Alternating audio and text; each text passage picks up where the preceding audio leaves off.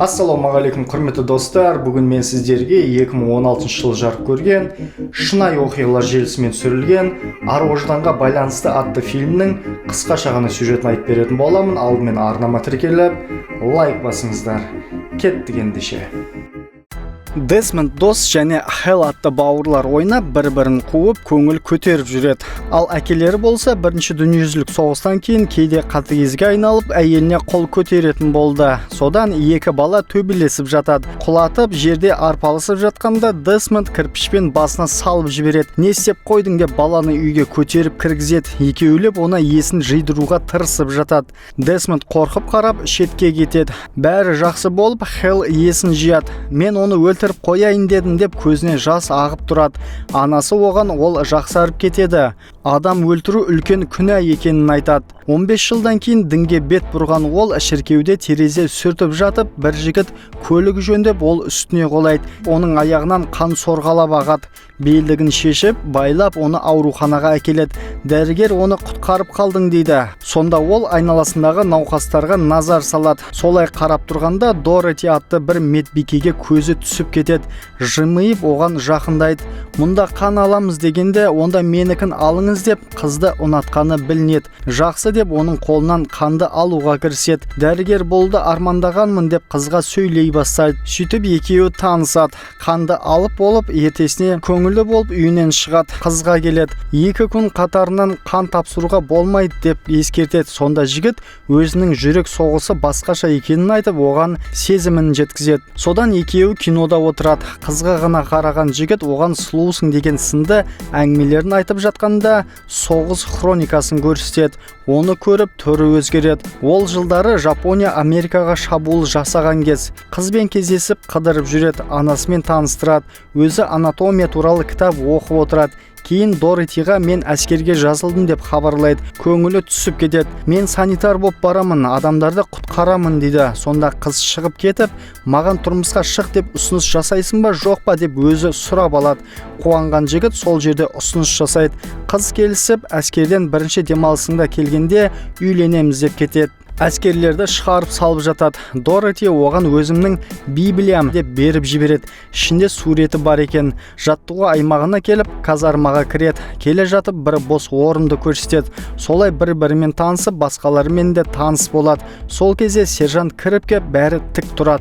Ол жүріп келіп арасындағыларға сөзбен тиісіп айқайлап сөйлейді. Сыртқа шығарады, жіп байлауды тапсырады. Солай әркімдікін тексеріп шығады. Кейін түрлі жаттығу жасатып, уақытқа жарыстырады. Дос намысқа тырысып, жоғары шығып, қатты жүгіріп, озып кетеді. Қаруды көрсетіп, соғыста бұл сендердің жұбайларың деген сияқты сөздерді айтып, алуды бұйырады. Барлығы ала бастайды. Бір қару қалғанын көріп, көзбен шалып, доста жоқ екенін біліп, оны саптан шығарады. Мен қаруды ұстамаймын дейді. Сонда оны капитанға апарып, түсінбеген капитан себебін сұрастырады. Дос өз еркімен жазылғанын, атқыштар ротасына қателесіп жіберілгенін, барлығын жасайтынын, діни нанымға байланысты қару асынып ешкімді өлтірмеймін және сенбі күндері қасиетті күнге байланысты жұмыс істемеймін деп айтқанда, капитан, сен менің қол астымда болғаннан кейін менің бұйрығымды орындайсың дейді. Болмаған соң оның соғыста пайдасы тимейді деп, психикалық ауытқуы бар деп қорытынды жасап, әскерден босату қажет деп таниды. Ол діни фанатик, оған тек ар-ожданы ғана маңызды. Соғыс кезінде оған сенім артпаңдар деп мазақ қылады. Содан Смит атты сарбаз досқа тиісе бастайды. Сен бізден мықтысың ба? Бұл тек дінге байланысты емес қой. Жай қорқақтық дейді. Кейін онымен психолог әңгімелеседі. Маманмен сөйлесе келе ол жынды еместігін, оның діни сенімі мықты екеніне көз жеткізеді. Ол әскери жаттығулардан өтсе, санитар болып жұмыс істесе болады дейді. Сонда капитан ашуланып, сержантқа оған қысым көрсетеді. Ол бізге керек емес деп бұйырады. Ротаға келіп, тиісіп, бөлімшені ең әлсізі кім? Сонымен бағалайтынын біліңдер деп 22 миль жүгіріңдер деп бұйырады. Түнде досы бірнеше адам жабылып, қорқақ деп сабай кетеді. Ертесіне кемесіне келген сержант қан болған жастықты көріп, дос қайда деп сұрайды. Бетінің бәрі жараланып келеді. Болды, доғар енді, мен сені шығарып саламын, жүр дейді. Сонда ол, жоқ, менің казармадағы кезектен тыс снарядым бар деп, кетпеймін деп қалады. Жақсы, онда сені кім ұрды десе, ешкім деп ұрғандарды сатпайды. Уақыт өте демалысқа кететін болып, мөрлерін ұрдырып жатады. Кезек досқа жеткенде полковник кіріп келеді. Оған сіз демалысқа бармайсыз, қарумен нысанаға атудан өтпедіңіз деп көңілін түсіреді. Мен баруым керек, бүгін үйлену тойым. 3 апта алдын келіскен едім дегенде, қарумен нысанаға атуды көрсеткен жағдайда демалысқа жіберемін деп капралға қаруын беруін бұйырады. Әкелген қаруды ұстамаймын дегенде, егер орындамасаңыз әскери түрмеге қамаймын дейді. Мына жақта Дорети күтіп отырады. Ол келмейді, себебі оны қамап қояды. Ары бері жүріп, кейін ашуланып айқайлайды. Капитан келіп, сенің түрмеде отқаныңды қаламаймын. Айыбыңды мойындап, үйіңе қайт деп, оны бәрібір көндіре алмайды. Содан Доретиді кіргізеді. Ол да, сен түрмеде ешкіме көмек бере алмайсың, қаруды алып бұлғап қой. Атпа, жай қолыңды ұстап тұр десе, жоқ, істей алмаймын деп келіспейді. Әкесі әскери формасын киіп, соғыс кезінде өзінің басшысы болған генералға келеді. Дос кінәсін мойындамақ болып, әскери сотқа жетеді.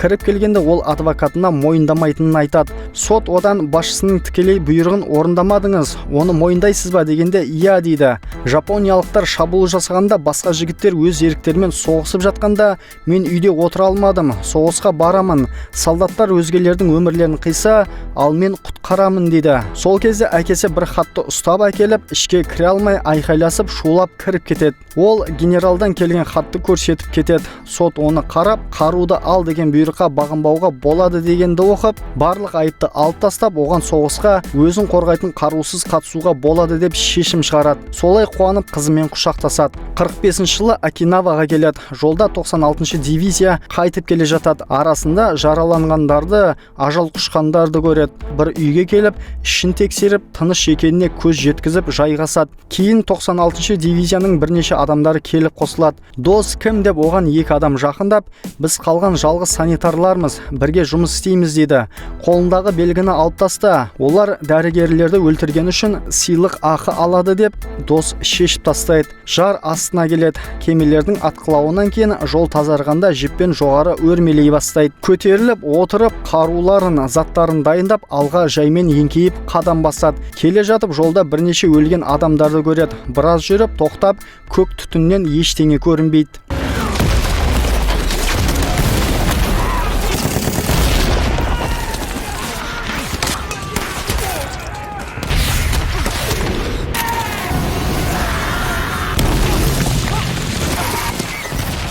Кейін біреуін бомбамен жарып, 2 аяғын жұлып түсіреді. Тезеп аяғын байлады. Сонда жараланған солдат мені тастап кетпе деп жалынады.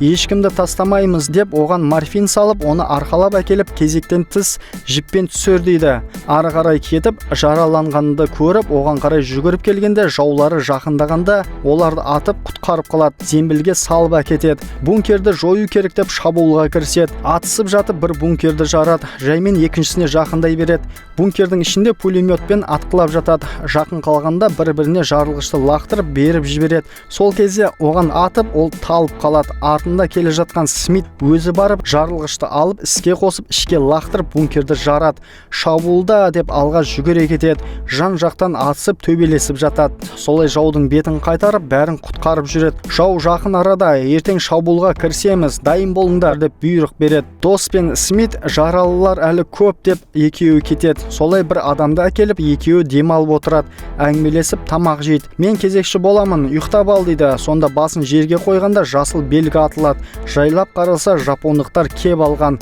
Қарсы тұрғанымен оларды өлтіріп тастайды. Оған кеп пышақты тыққанда шошып оянып кетеді, сүйсе түс көрген екен. Смит екеуі сөйлесіп, кезінде әкесі анасына қол көтерген кезде шыдай алмай қарсы шығып, қаруын жұлып алып өзіне кезенген, бірақ атпаған. Содан кейін Құдайға енді қару ұстамаймын деп сөз берген екен. Смит достың жақсы адам екенін түсініп, кешірім сұрағандай болып әңгіме дүкен құрады. Таң ата жаулары жер астынан шығып жүгіріп шабуылға кіріседі. Күтпеген олар қорғана бастайды. Адам көп болып жүгіре береді. Болмаған соң артқа шегінуге бел буады. Сержант та жараланып қалып, көмекке келген әскерге де оқ тиеді. Жан жақтан шабуылдаған жау тоқтамай келе береді. Кемеден зымырандар атылып жарыла бастайды. Солай Смит те оққа ұшып құлайды.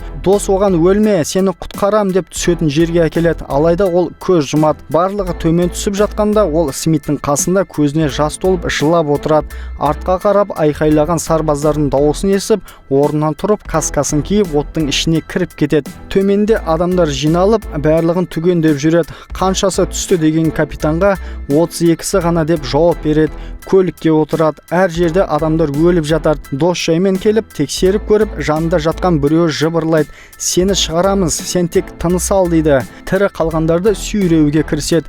Біреуіне қазір келем деп ары қарай тартады. Дос бір сарбазды шетке әкеліп, төмен қарап, не болады деп тұрғанда байлаулы тұрған жіпті көріп, оны шешіп, бір-біріне байлап, аяғынан, басынан кіргізіп, бәрі жақсы болады, мен сені түсірем деп оны итеріп, жіпті ұстап тұрып, жаймен түсіре бастайды. Төменде отқандар жапондықтар деп қалып, өз адамдары екенін біліп, көлікке салады. Ол кезде дос тағы біреуін арқалап келіп, оны да түсіреді. Капитан, атқылауды тоқтатыңыз, ол жерде әлі менің адамдарым бар деп полковникке айтады. Ол оқ жаудыруды тоқтатады. Сол кезде шаң арасынан жаулар көріне кетеді, сүйреп тығылады. Төменде құтқарылғандарды көлікке арта береді. Тығылып жүріп, айналасына қарағанда бір әскерді көріп, барамын дегенде артынан жау шығып, оны өлтіріп жібереді. Дос, мені құтқарды, біреу топыраққа көміліп жатады. Келе жатқанын көріп, тез келіп, маған сенім ар деп оны көміп, өзі өлген біреуді үстіне аударып, тыныш жатады. Жау да аяқ басады. Ашық қалған көзімен бақылап, доста уайымдап қарап жатқанда, кенет біреу арт қарап, достың үстіндегісіне мылтығымен тығып алады. Кеткеннен кейін астынан шығып, тимеді ме деп тексеріп, көмілген сарбазды құтқаруға кірісіп, тартып шығарады. Тағы біреуді көріп қалғанда, жаулар да оны байқап, оқ жаудырады. Қашып, тығылып, жер астына қазылған тесікке кіріп кетеді. Тыныш отқанда оған граната лақтырады. Тұрып қаша жөнеледі. Келе жатып өлген жапондыққа тап болып шошиды. Өтіп кетеді. Сол кезде ана жақтан жаулары кіріп келеді.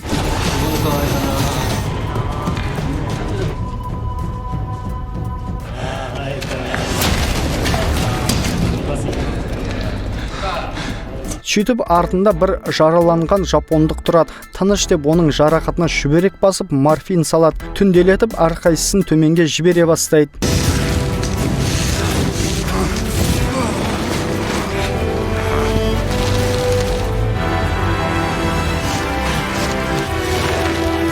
Шаршаған ол, құдайым тағы біреуін құтқаруға көмек бер деп қайта-қайта айтып, тапқандардың барлығын жіппен түсіре береді. Ертесіне сержанттарды тауып, оның аяғын қысып, морфин салады. Қасындағы сарбазды арқалап әкетеді. Төменде сол сарбазды көрген жолдасы таң қалып, капитанға жүгіріп келіп, түнімен біреу біздің адамдарды төмен түсірген деп, емханаға кіріп келеді. Өз адамдарын көріп, қалай түстіңдер деп сұрайды. Дос жалғыз өзі түсірді деп оларды таң қалдырады. Кейін сержант жаққа келе жатып, оны атып құлатады. Сөйтсе оқ каскасын жалап өтіпті. Бір мерген тығылып атып жатыр екен. Айла тауып, оны сержант атып өлтіреді. Содан дос сержантқа келіп, қаруын алып, оны киімге орап, сержантты отырғызып тартуға кіріседі. Ол кезде жау арттарынан қуып келеді. Сержант та отырып ата бастайды. Шетке жақындағанда тез жіпті тағып, теуіп, итеріп жібереді.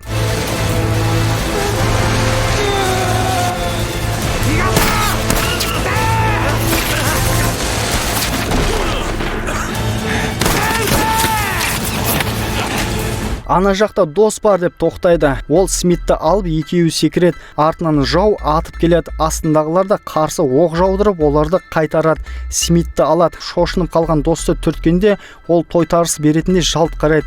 Бұл біз деп оны тыныштандырады. Оның көзі жасаурап, ерні дірілдейді. Барлығы таңғалып шығарып салады. Емін қабылдап, шетте кітап оқып отқанда капитан кеп, мен бұлай адамдардан қатты қателеспеп едім деп кешірім сұрайды.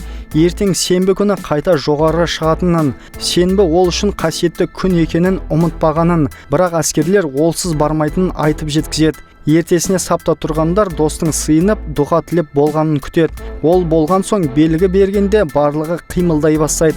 Жіпке өрмелеп шығып, көтеріліп шабуылға кіріседі. Жан жақтан ата кетеді. От шашып өртеп, жер астына мина тастап, жарып, бәрін қырып келеді. Жеңіліп жатқанын білген жау бір топ адам болып, беріліп, ақ жалаумен шығады. Қару кезеніп тұрғанда арам ойларын іске асырады.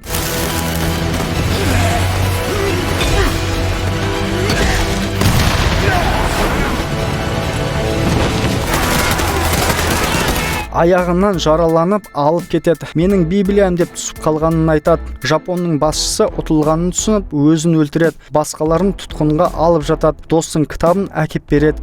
Төмен жіппен түсіреді. Жеңілдегендей болып терең демалып көзін жұмады. Ең соңында достың шынайы видеоларын көрсетеді. 2003 жылғы достың видеосы қосылады. Бауыры Хелл капитанның видеолары көрсетіліп, фильм аяқталады. Егер кино ұнаған болса, лайк басып, арнама тіркеле кетіңіз. Келесі кездескенше.